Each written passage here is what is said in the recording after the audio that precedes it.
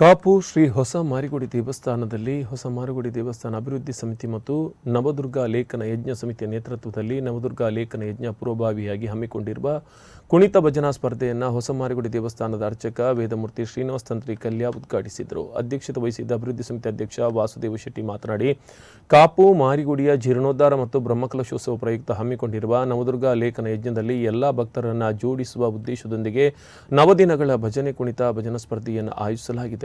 ಈ ಕಾರ್ಯಕ್ರಮಕ್ಕೆ ಪ್ರಪಂಚದಾದ್ಯಂತ ಇರುವ ಅಮ್ಮನ ಮಕ್ಕಳು ಪೂರ್ಣ ಸಹಕಾರ ನೀಡುತ್ತಿದ್ದಾರೆ ಎಂದರು.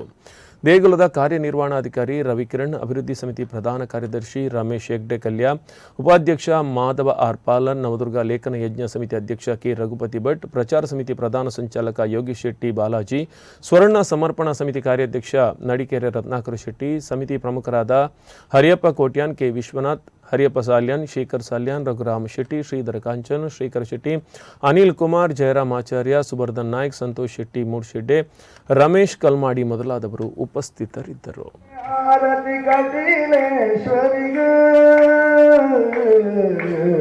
ಮಹಾದೇವಿ ಕಟೀಲೇಶ್ವರಿ ಶೃಂಗಾರುಡು ಮೇರೆ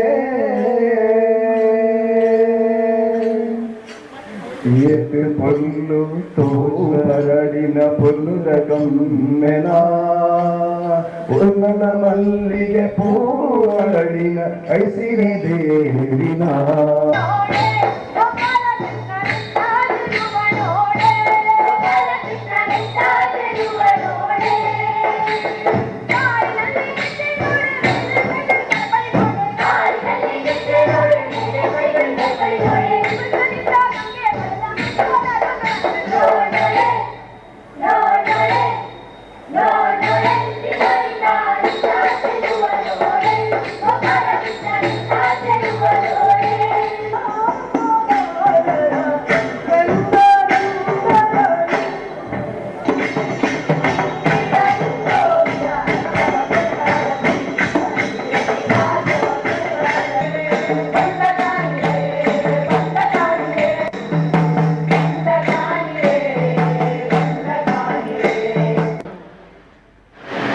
ದೇವಸ್ಥಾನದ ಸಮಗ್ರ ಜೀರ್ಣೋದ್ಧಾರದಲ್ಲಿ ಪ್ರಥಮ ಹಂತವಾದ ದೇವಸ್ಥಾನದ ಕೆಲಸಗಳು 80% ಮುಗಿದು ಇನ್ನೇನು ಬ್ರಹ್ಮಕಲಶೋತ್ಸವಕ್ಕೆ ಬರುವ 2025ನೇ ಮಾರ್ಚ್ 2ರಿಂದ 2ಕ್ಕೆ ಪ್ರತಿಷ್ಠೆಗೊಂಡು ಮಾರ್ಚ್ 5ಕ್ಕೆ ಬ್ರಹ್ಮಕಲಶ ನಡೆಯಲಿಕ್ಕಿದೆ.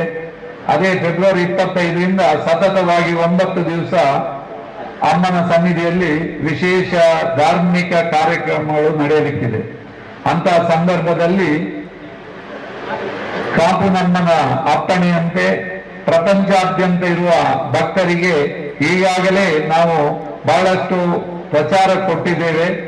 ಆದ್ರಿಂದ ಇಲ್ಲಿಯ ನೀವು ಬಂದ ಭಜನಾ ತಂಡಗಳ ಮಕ್ಕಳಿಗೆ ನಾನು ಇಲ್ಲಿಯ ಪವಾಡ ಹೇಳುವುದಂದ್ರೆ, ನೀವು ಇವತ್ತು ಇಲ್ಲಿ ಬಂದು ಭಜನೆ ಮಾಡುವುದರಿಂದ ನಿಮ್ಮ ಮುಂದಿನ ಭವಿಷ್ಯದಲ್ಲಿ ಪರಿವರ್ತನೆ ಆಗ್ಲಿಕ್ಕಿದೆ. ಯಾಕಂದ್ರೆ ಕಾಪು ನಮ್ಮನ ಸನ್ನಿಧಿಯೇ ಹಾಗೆ ಎಲ್ರಿಗೂ ಒಳ್ಳೆಯದಾಗಿದೆ. ಇವತ್ತು ಈ ಗಳಿಗೆಯಲ್ಲಿ ನೀವೆಲ್ಲ 15 ತಂಡ ಇವತ್ತು ಈ ಸ್ಪರ್ಧೆಗೆ ಬಂದಿದ್ದೀರಿ. ನೀವು ಒಳ್ಳೆಯ ರೀತಿಯಲ್ಲಿ ಎಲ್ಲರೂ ಕೂಡ ನೀವು ವಿನ್ ಆಗ್ತೀರಿ ಅಂತ ಹೇಳಿ ಈ ವೇದಿಕೆಯಲ್ಲಿ